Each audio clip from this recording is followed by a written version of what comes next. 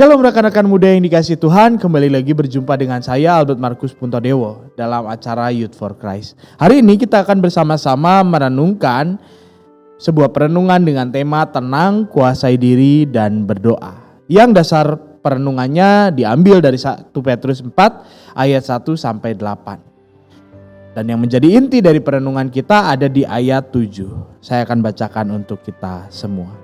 Kesudahan segala sesuatu sudah dekat. Karena itu kuasailah dirimu dan jadilah tenang supaya kamu dapat berdoa. Nah, rekan-rekan yang dikasihi Tuhan, mungkin kita berpikir gitu ya, bahwa menguasai orang lain adalah sebuah pertanda bahwa kita punya kekuasaan. Tapi satu hal yang kita lupa adalah bahwa yang lebih sulit bukanlah menguasai orang lain, tapi justru menguasai diri kita sendiri. Yang dimaksud menguasai diri adalah bagaimana kita dapat mengendalikan diri. Mungkin dikala ketakutan datang menghampiri kita, dikala keserakahan menghampiri kita, dikala kemarahan, kebencian kita rasakan. Dan ini perlu sebuah kematangan. Kematangan menguasai diri juga bukanlah sesuatu yang instan, tapi ada sebuah proses yang harus dilalui, bahkan proses belajar seumur hidup tanpa henti. Nah, pertanyaannya, dalam situasi apakah kita kemudian perlu untuk mengendalikan diri kita? Apakah dalam situasi yang tenang ataukah dalam situasi yang justru penuh kemelut? Nah, di dalam situasi tenang maupun kemelut, rekan-rekan muda, kita tetap sama-sama perlu mengendalikan diri, menguasai diri kita. Di dalam surat 1 Petrus, di sana ada sebuah nasihat bagi orang-orang Kristen atau pengikut-pengikut Kristus.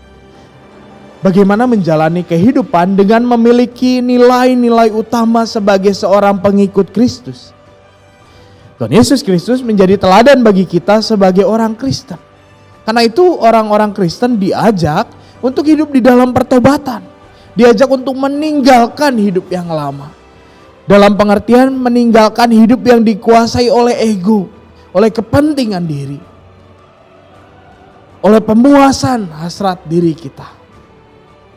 Hidup yang kemudian diarahkan untuk menjadi pengikut-pengikut Kristus, yang diarahkan untuk meneladan Kristus, diarahkan pada keutamaan bagaimana menurut kehendak Kristus, yang tentu tidak mudah, teman-teman.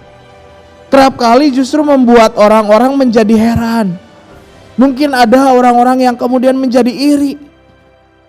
Dan bahkan yang dialami oleh jemaat-jemaat yang dituju oleh surat ini, mereka menjadi membenci, memfitnah orang-orang Kristen yang bertekun. Nah, rekan-rekan muda, proses menuju pertobatan tidak mudah. Dan bisa saja mendatangkan sebuah kegeraman di mata orang-orang yang membenci nilai-nilai kekristenan. Nilai-nilai yang Kristus kehendaki dalam kehidupan kita. Pada ayat 7, pengikut Kristus diingatkan oleh penulis surat ini.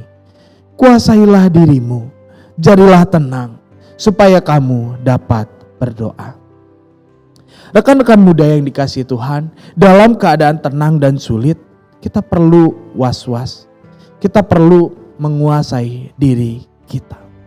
Dengan kita menguasai diri kita, kita tidak terjebak pada kepentingan diri sendiri. Dan dengan tenang, kita dimampukan untuk berdoa, memohon kekuatan. Karena bagaimanapun juga, kita memerlukan pertolongan Tuhan di dalam kehidupan kita. Tuhan memberkati kita semua.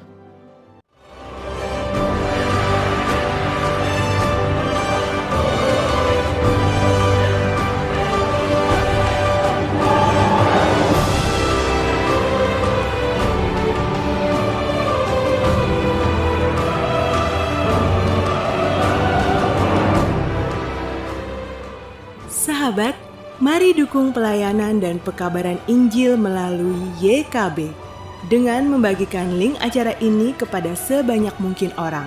Dukungan juga dapat saudara lakukan dengan mentransfer dukungan finansial ke rekening BCA ke nomor 450 305 2990 450 305 2990 atas nama Yayasan Komunikasi Bersama.